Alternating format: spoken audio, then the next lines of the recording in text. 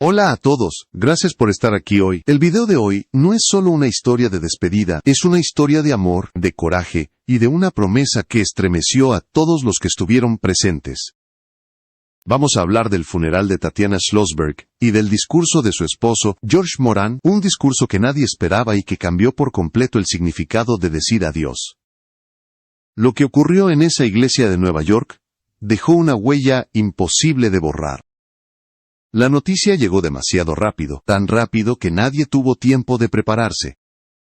Tatiana Schlossberg, periodista ambiental, escritora, madre de 2 hijos, y nieta del presidente John F. Kennedy, falleció a los 35 años tras una dura batalla contra el cáncer. Durante días, su nombre inundó titulares, pero nada de eso parecía real. 6 días después de su muerte, la iglesia de St. Ignatius Loyola, en Manhattan, estaba completamente llena. No solo llena, desbordada, poder, fama, historia, apellidos legendarios, y también personas comunes, todos sentados uno junto al otro, unidos por el mismo silencio pesado. Pero nada de eso importaba realmente, porque todas las miradas estaban puestas en un solo hombre, George Moran, su esposo. El 5 de enero de 2026, el hombre que había caminado junto a Tatiana en cada etapa de su vida, ahora estaba de pie frente al mundo intentando despedirse de ella. Muchos esperaban lágrimas, un quiebre emocional, un discurso marcado por el dolor absoluto. Eso es lo que suele pasar, eso es lo que todos creían que iba a ocurrir, pero no fue así. Y aquí viene el momento que dejó a todos sin aliento. George Moran no pidió a nadie que llorara. No pidió silencio eterno ni palabras solemnes, no se derrumbó frente al atril. En lugar de eso, pidió algo que nadie esperaba escuchar en un funeral. Pidió que la gente riera, pidió que hicieran crucigramas. Pidió que fueran amables, que fueran mejores amigos, que escucharan sin juzgar, y que vivieran con más ligereza. Dijo que eso era exactamente lo que en medio del peor momento de su vida, logró regalarle a su esposa un último homenaje, que no hablaba de muerte, sino de vida. Gracias por estar viendo este video, y si aún no estás suscrito al canal, suscríbete ahora, para apoyarnos y ayudarnos a seguir creando contenido con historias que realmente importan. Tatiana Schlossberg no era solo otro apellido Kennedy. No era solo una heredera de una dinastía política marcada por la historia y la tragedia. Era una mujer brillante, con una mente afilada y un corazón enorme, alguien cuya huella no se construyó en campañas políticas ni discursos grandilocuentes, sino en ideas, palabras y pequeños momentos cotidianos. Por eso George no habló de una tragedia, contó una historia de amor. Y todos los presentes entendieron que estaban presenciando algo que los acompañaría para siempre. Este no fue un funeral más de la familia Kennedy. Fue el último capítulo escrito por un esposo que conocía cada página de la vida de su esposa, y el impacto fue brutal. La misma iglesia donde Jacqueline Kennedy había sido bautizada, donde había hecho su primera comunión, su confirmación, y, años después, donde se celebró su propio funeral en 1994, cuando el cáncer se la llevó a los 64 años. Más de 3 décadas después, su nieta estaba siendo despedida en el mismo lugar. Una simetría cruel, un eco doloroso que recorrió la sala como un escalofrío colectivo. La atmósfera era distinta. No era solo solemnidad ni protocolo, era un peso invisible, que hacía que todos contuvieran la respiración. Porque la historia de los Kennedy no es solo poder y política, también es pérdida. Y esta era otra página devastadora, en una historia que parece no tener descanso. Caroline Kennedy entró a la iglesia junto a su esposo, con el rostro cansado pero firme. Detrás de ella, Jack y Rose, los hermanos de Tatiana, cargando su propio dolor en silencio. Pero el momento que quebró incluso a los más fuertes, llegó cuando George Moran entró acompañado de sus hijos. Un niño pequeño y una bebé, Edwin, de 3 años, y Josephine, de apenas 18 meses. Demasiado pequeños para entender lo que estaba ocurriendo. Demasiado jóvenes para comprender la magnitud de la pérdida. Y, aún así, su sola presencia fue más poderosa que cualquier discurso. Porque ellos eran Tatiana, y ahora tendrían que crecer sin ella. El servicio fue formal, sí, pero profundamente humano. No estuvo lleno de apretones de manos fríos, sino de abrazos largos, de esos que sostienen cuando las palabras no alcanzan. Personas de todos los ámbitos se acercaban unas a otras, no como figuras públicas, sino como seres humanos compartiendo un mismo dolor. Presidentes, políticos, artistas, empresarios, todos reducidos al mismo nivel, frente a una pérdida imposible de asimilar. Allí estaban Joe Biden y Jill Biden, John Kerry, Nancy Pelosi, Michael Bloomberg. Incluso figuras del entretenimiento como David Letterman y Seth Meyers ocuparon sus asientos en silencio. Carolina Herrera también estuvo presente, la diseñadora que había creado el vestido de novia de Tatiana. Cada detalle parecía cargar un simbolismo imposible de ignorar. Era como si el pasado y el presente se plegaran uno sobre el otro, segundo a segundo. Pero lo que realmente hizo diferente ese día, no fue quienes estaban sentados en los bancos, sino cómo habló George Moran. Sin teatralidad, sin frases ensayadas, sin gestos grandilocuentes, solo amor crudo y honesto. Al día siguiente, Timothy Shriver, primo de Tatiana, compartió un mensaje que reveló al mundo el verdadero corazón de ese discurso. Dijo que George no pidió que la gente se quedara atrapada en el dolor. Les pidió que llevaran a Tatiana hacia adelante, no como un recuerdo inmóvil, sino como una forma de actuar. Les pidió que resolvieran crucigramas en menos de 5 minutos, que rieran fuerte, que escucharan sin juzgar, que hablaran con honestidad. Que fueran ese tipo de amigo que aparece a las 2 de la mañana cuando alguien se está derrumbando. Porque así era Tatiana, no solo inteligente, sino rápida, observadora, divertida. Una mujer cuya mente iba siempre un paso adelante, incluso cuando la vida intentó detenerla.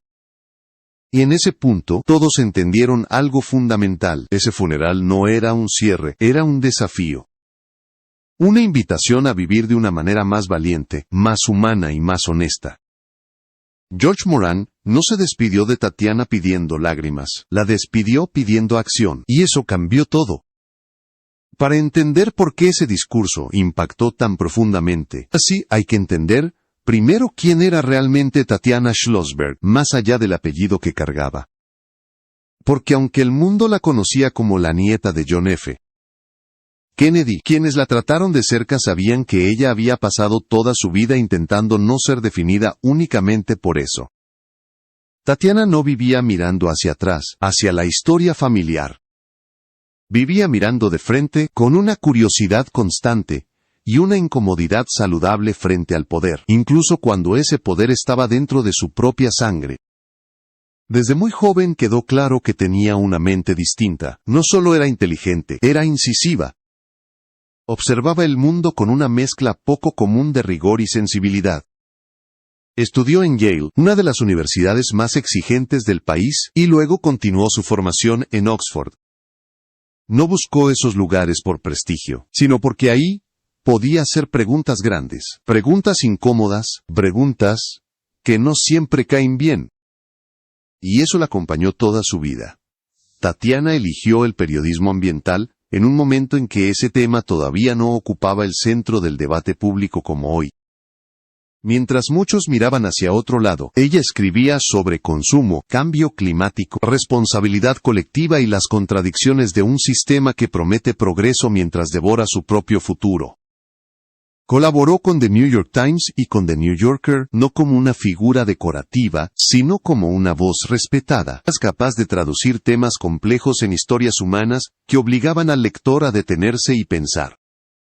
Publicó un libro que recibió elogios por su claridad y su valentía. No era un texto cómodo, era directo. Hablaba de cómo incluso las personas bien intencionadas contribuyen, muchas veces sin darse cuenta, a un modelo de consumo insostenible. Tatiana no señalaba con el dedo desde un pedestal moral, se incluía a sí misma en la crítica. Esa honestidad fue parte de lo que la hizo tan creíble. Pero reducirla a su carrera también sería injusto. Tatiana era profundamente divertida. Tenía un humor rápido, irónico, inteligente. Le encantaban los crucigramas no como pasatiempo trivial, sino como un desafío mental, como un juego donde podía estirar los límites de su propia rapidez. Sus amigos decían que resolvía rompecabezas como si estuviera corriendo una carrera invisible contra el resto del mundo. Siempre iba un paso adelante. En lo personal, no era una persona distante ni fría, como algunos podrían imaginar al pensar en una Kennedy educada en instituciones de élite. Todo lo contrario. Era cercana, cálida, atenta a los detalles pequeños. Le importaban las conversaciones largas, las cenas sencillas, los momentos que no salen en ninguna foto. No necesitaba grandes escenarios para sentirse completa. Su mundo estaba hecho de personas, no de titulares. Cuando se convirtió en madre, esa faceta se intensificó. Tatiana hablaba de la maternidad, sin idealizarla, sin convertirla en un relato edulcorado. La describía como algo poderoso y aterrador al mismo tiempo, lleno de amor, pero también de miedo, de cansancio y de preguntas sin respuesta. Esa forma honesta de narrar la experiencia conectó con muchas mujeres que no se veían reflejadas en los discursos tradicionales. Por eso, cuando enfermó, el golpe fue tan brutal, no solo porque era joven, no solo porque tenía 2 hijos pequeños, sino porque era una persona que parecía encarnar vitalidad, movimiento, lucidez. Nadie esperaba que alguien como ella fuera detenida de forma tan abrupta. Y, sin embargo, incluso frente a la enfermedad, Tatiana no dejó de ser fiel a sí misma. Escribió sobre su diagnóstico con una franqueza que desarmó a miles de lectores. No buscó lástima, buscó verdad. Contó el miedo, la incredulidad, la rabia, pero también los momentos de lucidez absoluta que aparecen cuando la vida se vuelve frágil. Sus palabras no eran un lamento, eran un acto de resistencia, una manera de seguir siendo ella misma, cuando todo parecía intentar reducirla a una paciente más. Entender a Tatiana Schlossberg es entender por qué George Moran eligió ese tono en su despedida. No podía hablar de ella como una víctima, no podía resumirla en una tragedia. Tatiana fue, hasta el final, una mujer que vivió pensando, cuestionando, riendo y empujando a los demás a ser mejores. Y esa esencia fue la que llenó la iglesia aquel día, incluso en medio del dolor. Porque al final, Tatiana no dejó solo recuerdos, dejó una forma de mirar el mundo, y eso es mucho más difícil de enterrar. Para comprender la fuerza de esa despedida, también es necesario entender la relación entre Tatiana Schlossberg y George Moran, una historia que nunca buscó el centro del escenario, pero que se construyó con una solidez poco común. No fueron una pareja ruidosa, ni una unión diseñada para las cámaras. Su vínculo creció en silencio, en la cotidianidad, en la elección diaria de acompañarse incluso cuando nadie estaba mirando. George Moran no llegó a la vida de Tatiana como una figura pública ni como un heredero de un apellido famoso. Era médico, formado con disciplina, acostumbrado a largas jornadas y a decisiones difíciles. Provenía de una familia con recursos y conexiones, sí, pero nunca hizo de eso su identidad. Mientras muchos a su alrededor se movían entre titulares y reflectores, George eligió un camino distinto, uno más discreto, enfocado en la medicina y en el servicio. Esa diferencia fue, desde el principio, una de las cosas que más atrajo a Tatiana. Se conocieron lejos del ruido mediático, no hubo anuncios espectaculares ni relatos románticos inflados. Simplemente, se encontraron 2 personas que se entendieron con rapidez. Tatiana admiraba la calma de George, su capacidad para escuchar sin interrumpir, su manera de estar presente sin necesidad de dominar la conversación. George, por su parte, se sentía fascinado por la mente de Tatiana, por su rapidez intelectual, por su humor agudo, y por esa mezcla de determinación y ternura que la definía. Se casaron en 2017, en Martha's Vineyard, un lugar cargado de historia para la familia Kennedy. Pero incluso ese día, rodeado de tradición y simbolismo, no se sintió como un evento diseñado para el pasado. Fue íntimo, cálido, humano. Tatiana llevó un vestido sencillo y elegante, creado por Carolina Herrera, sin excesos ni ostentación. George la esperaba con un traje sobrio, lejos del protocolo rígido. Las fotografías de ese día no muestran grandiosidad, muestran conexión. Dos personas que se miran como si el resto del mundo hubiera quedado en pausa. No eran una pareja que buscara demostrar nada, no competían, no se imponían uno sobre el otro, funcionaban como un equipo. En su vida diaria, eso se traducía en pequeñas cosas.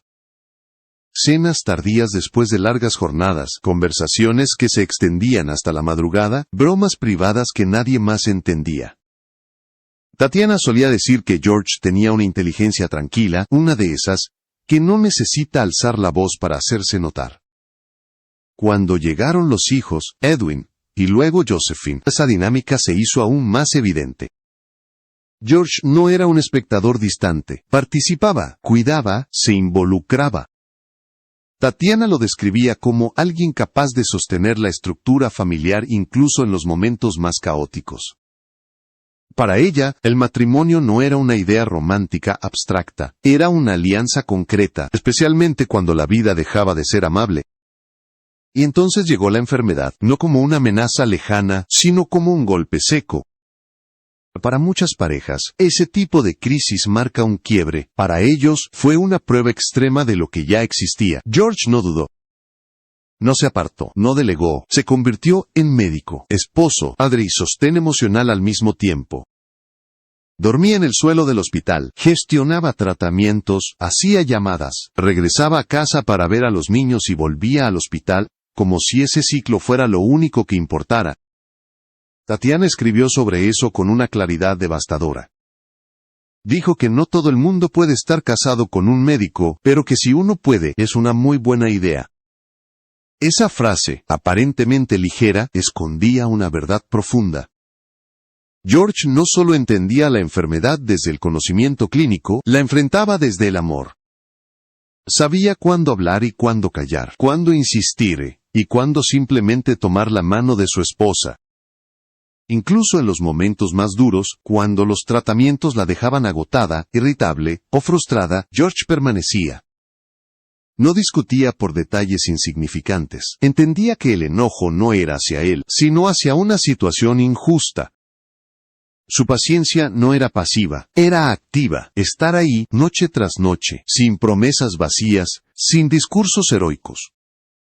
Esa es la razón por la que, cuando George se paró frente a todos en el funeral, sus palabras tuvieron tanto peso.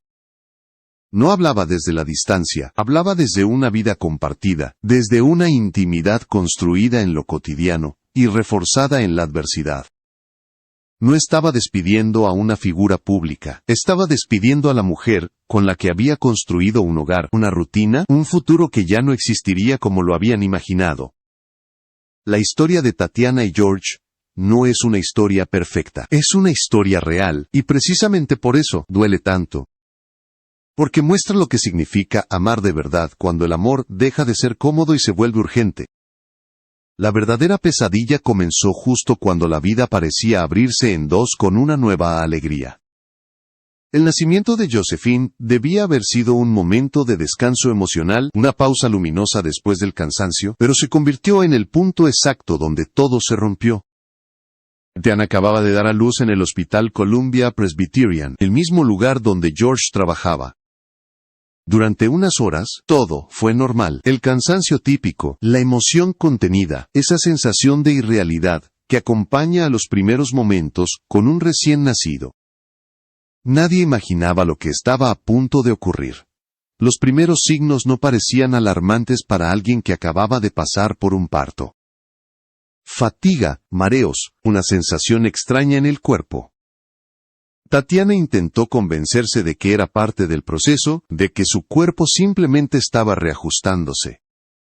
Incluso llegó a decir que no había forma de que fuera cáncer. Era una idea demasiado absurda, demasiado cruel como para ser real.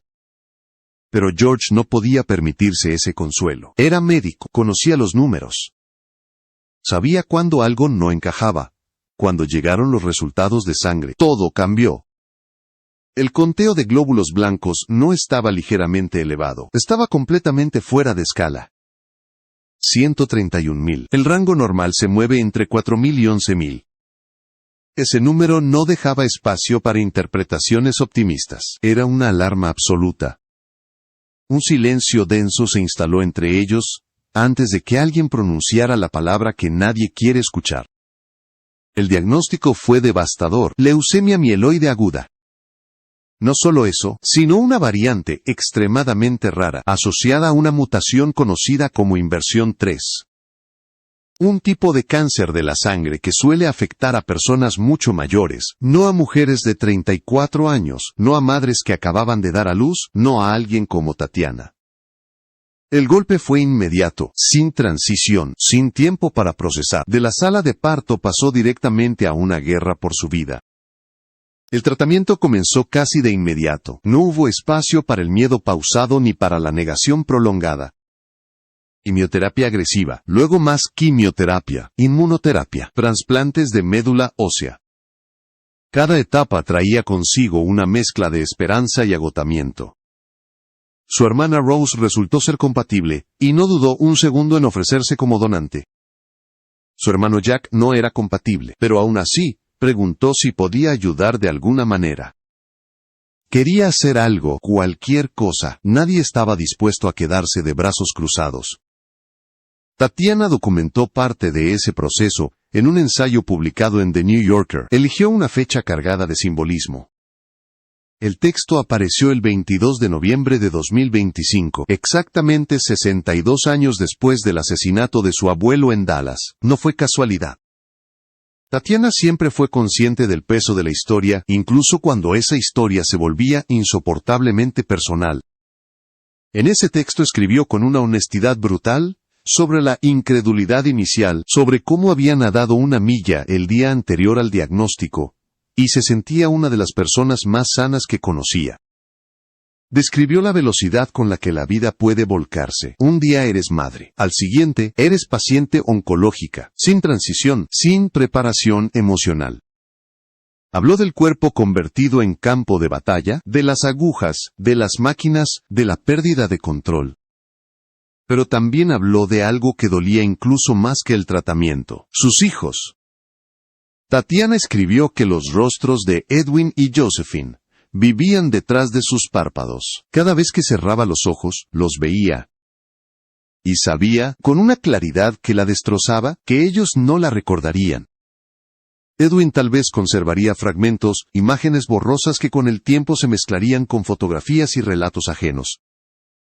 Josephine, en cambio, no tendría nada propio. No había podido bañarla, no había podido alimentarla, no había podido cambiarle un solo pañal. El diagnóstico llegó demasiado rápido. El tiempo fue robado sin aviso. Mientras tanto, George se convirtió en una presencia constante, inquebrantable. Hacía llamadas, coordinaba equipos médicos, explicaba procedimientos cuando Tatiana no tenía fuerzas para escuchar. Dormía en el suelo de la habitación del hospital, noche tras noche. Volvía a casa para ver a los niños, los acostaba, regresaba al hospital, y comenzaba de nuevo. No había heroísmo en su rutina, había resistencia. Los tratamientos no funcionaban como se esperaba. Probaron terapias experimentales, ensayos clínicos, combinaciones nuevas. Cada intento traía una chispa de esperanza que se iba apagando lentamente. Lo más cruel no era solo el dolor físico, era la espera. La sensación de estar luchando contra algo que siempre iba un paso adelante. Tatiana no romantizó ese proceso, no habló de una batalla noble ni de una lucha épica. Habló de miedo, de frustración, de momentos de enojo absurdo, de discusiones por cosas mínimas, que en realidad escondían un terror profundo. Y aún así, incluso en ese estado, seguía observando el mundo con lucidez. Seguía escribiendo, seguía pensando. La enfermedad no la redujo, la expuso. Y lo que quedó al descubierto fue una mujer consciente de la injusticia de su situación, pero también decidida a no desaparecer en silencio. Ese fue el comienzo del tramo más duro de la historia, uno donde la medicina, el amor y la política empezarían a chocar de una forma que nadie esperaba. A medida que la enfermedad avanzaba y las opciones médicas se reducían, Tatiana Schlossberg empezó a hacer algo que pocos se atreven a hacer incluso en plena salud. Empezó a decir exactamente lo que pensaba, sin filtros y sin concesiones. Para ella, escribir nunca fue solo una profesión, era una forma de existir. Y cuando el tiempo comenzó a escasear, esa necesidad se volvió urgente. Desde su cama de hospital, Tatiana observaba el mundo con la misma lucidez crítica que siempre la había definido. No dejó de leer noticias, no dejó de analizar decisiones políticas, no dejó de indignarse. Y fue ahí cuando ocurrió algo que sorprendió incluso a quienes la conocían bien. En uno de sus últimos textos publicados, dirigió su mirada hacia alguien de su propia familia, alguien cuyo apellido compartía, pero cuyas decisiones consideraba imperdonables. Tatiana no suavizó sus palabras al referirse a Robert F. Kennedy Jr. No lo hizo desde el rencor personal, sino desde la convicción moral. Mientras ella luchaba contra un cáncer agresivo, veía cómo él, desde una posición de poder, impulsaba recortes y cuestionamientos a instituciones clave para la investigación médica. Habló del daño real que esas políticas podían causar, no en abstracto, sino en cuerpos concretos, en pacientes reales, en personas como ella. Lo más impactante no fue solo el contenido de la crítica, sino el contexto. Tatiana estaba muriendo. Y aún así, eligió enfrentar una de las contradicciones más dolorosas de su propia historia familiar. Denunció lo que consideraba una traición a la ciencia, a la salud pública y a las personas más vulnerables. Escribir eso no le traía ningún beneficio personal, no le devolvía tiempo, no mejoraba su pronóstico, lo hizo porque no sabía vivir de otra manera. También escribió sobre la maternidad interrumpida, sobre el duelo anticipado de saber que sus hijos crecerían sin recuerdos propios de ella. Habló de la culpa, una culpa irracional pero devastadora, por no haber podido estar presente en los gestos más simples. No hubo victimismo en sus palabras, hubo claridad. Una claridad que dolía leer porque obligaba al lector a mirar de frente una injusticia imposible de justificar. Tatiana entendía que su apellido le daba una plataforma, y decidió usarla hasta el final. No para protegerse, no para callar, sino para amplificar una verdad incómoda. Sabía que muchos preferirían que guardara silencio, que se despidiera con palabras suaves, que no incomodara. Pero ese nunca fue su estilo. Incluso cuando el cuerpo se debilitaba, su voz se mantenía firme. Para George Moran, acompañar ese proceso fue otra forma de duelo. No solo veía a su esposa deteriorarse físicamente, sino que la veía prepararse mentalmente para una ausencia inevitable. Tatiana dejaba mensajes, ideas, fragmentos de pensamiento que funcionaban como migas de pan emocionales. No eran instrucciones explícitas, pero sí una manera de seguir presente, cuando ya no pudiera estarlo. Ella sabía que Edwin tal vez conservaría recuerdos difusos, sabía que Josephine no tendría ninguno. Esa certeza la perseguía, la escribió, la nombró, y al hacerlo, dejó algo más poderoso que una memoria perfecta.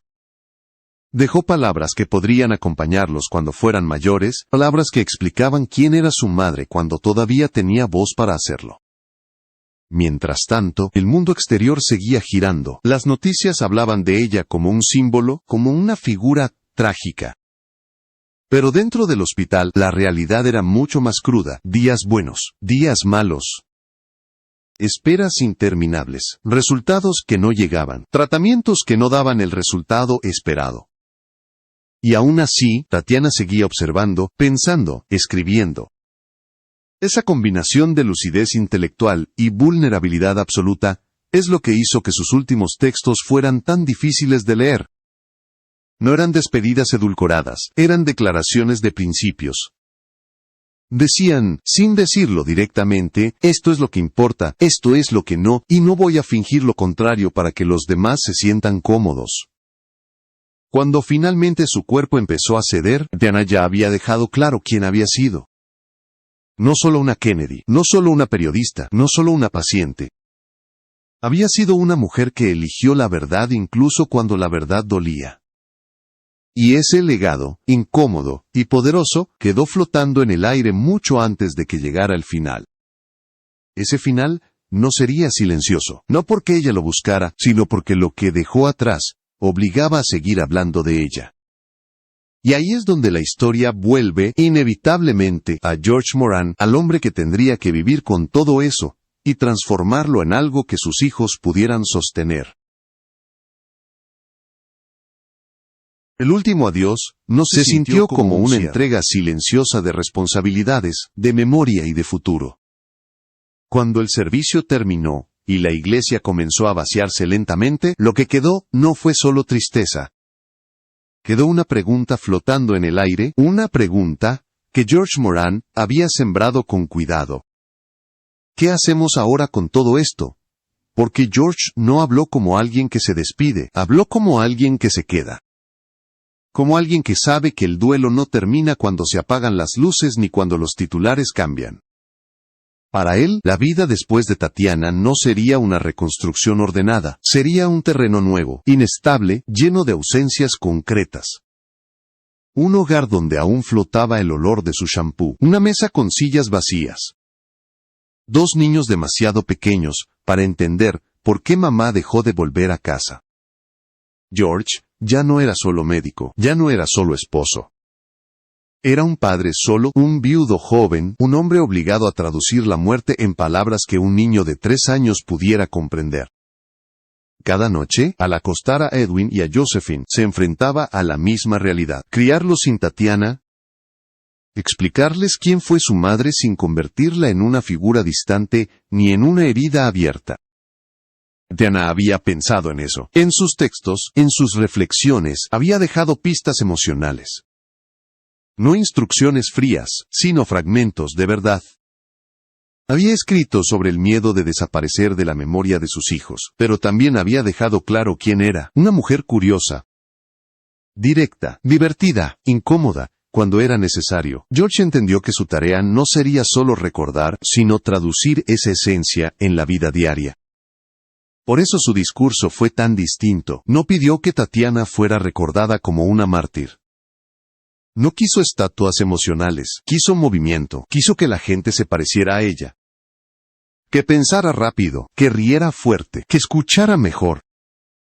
Que apareciera cuando alguien más estuviera cayendo. Porque así es como Tatiana había vivido, y así era como debía seguir viviendo a través de otros. El duelo de George no se volvió más pequeño con el tiempo. Se volvió más complejo, más silencioso, menos visible para el mundo, pero más pesado en lo cotidiano.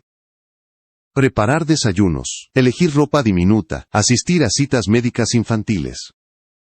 Todo eso llevaba la sombra de una pregunta constante. ¿Tatiana llegó a ver esto?